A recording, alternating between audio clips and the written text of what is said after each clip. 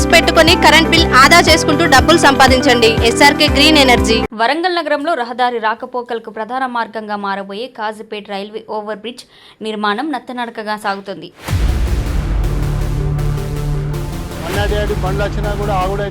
ఎన్నో ఆశలతో ప్రారంభించిన ఈ వంతెన ఇప్పటికీ పూర్తి కాలేదు. దీంతో ప్రజలు తీవ్ర అసంతృప్తి వ్యక్తం చేస్తున్నారు.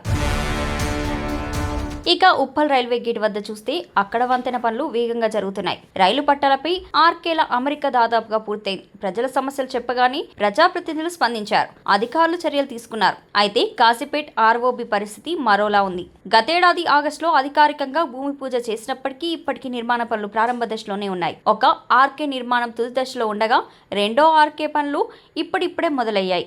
ఉప్పల్ వంతెన పనులు వేగంగా పూర్తవుతుంటే కాజీపేట్ వంతెన ఎందుకింత నత్తనడక? ప్రస్తుతానికి అధికారుల మాటల ప్రకారం ఛత్తీస్గఢ్ నుంచి గడ్డర్ల రాక ఆలస్యం అవుతుందనే పనులు తారసపడుతున్నాయంటున్నారు. కాజీపేట్ వాసులు మాత్రం ఈ వివరణలతో సంతృప్తి చెందడం లేదు. రోజు ట్రాఫిక్ ఇబ్బందులు, సమయం, ప్రమాదాల మధ్య ప్రయాణిస్తున్న ప్రజలు ప్రభుత్వం ఇచ్చే హామీలన్నీ మాటలకే పరిమితం అవుతున్నాయా? పనులు పూర్తయ్యే రోజునే ప్రజలకు నిజమైన ఊరట లభించనుందా?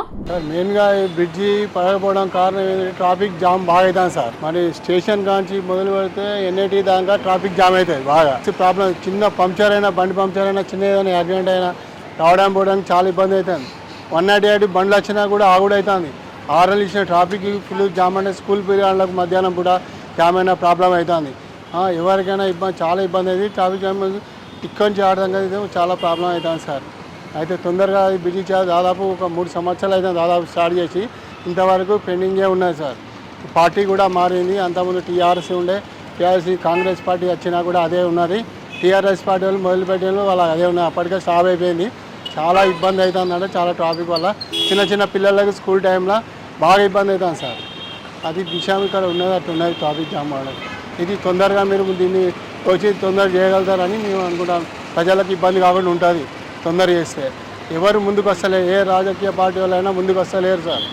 మాకు కంపల్సరీ కావాలి, బ్రిడ్జి కంపల్సరీ కావాలి సార్. ట్రాఫిక్ జామ్ కాకుండా ఉంటుంది, ప్రాబ్లం లేకుండా, ఎవరికైనా ప్రాబ్లం లేకుండా ఉంటుంది. అలాగే 198 వల్ల పోవడానికి కూడా ట్రాఫిక్ కాకుండా ఎటువంటి ప్రాబ్లమ్స్ కాకుండా ఉంటాయి. ఆరోగ్యపరంగా కూడా బాగా ఇబ్బంది లేదని సార్. ఇక్కడ బ్రిడ్జి కింద వర్క్ రావడం లేదు, ఏం లేదు. ఎందుకు ఇంత పబ్లిక్ ఇంత కష్టపెడతాందో ఏమో ప్రభుత్వానికి తెప్పలేదా, లేకుంటే ఇక్కడ స్థానిక నాయకులకు తెప్పలేదా, మరి ఏం సంగతో మాకు తెలియడం లేదు. పబ్లిక్ మాత్రం మస్తు కష్టపెడతాడు. కాబట్టి దీన్ని తక్షణమే దీని మీద చొరవ తీసుకొని ఇమ్మీడియట్లీగా ఆ బ్రిడ్జి తయారు చేయవలసిందిగా మేము ప్రభుత్వాన్ని కోరుతున్నాము. అటు సీఎం గారు కానీ దీన్ని స్పందించి అందరి ముందు వచ్చి దీన్ని బ్రిడ్జిని కంప్లీట్ చేయవలసిందిగా మిమ్మల్ని కోరుతున్నాం. నేను ఒక పబ్లిక్ అధికారిగా మాట్లాడుతున్నాను.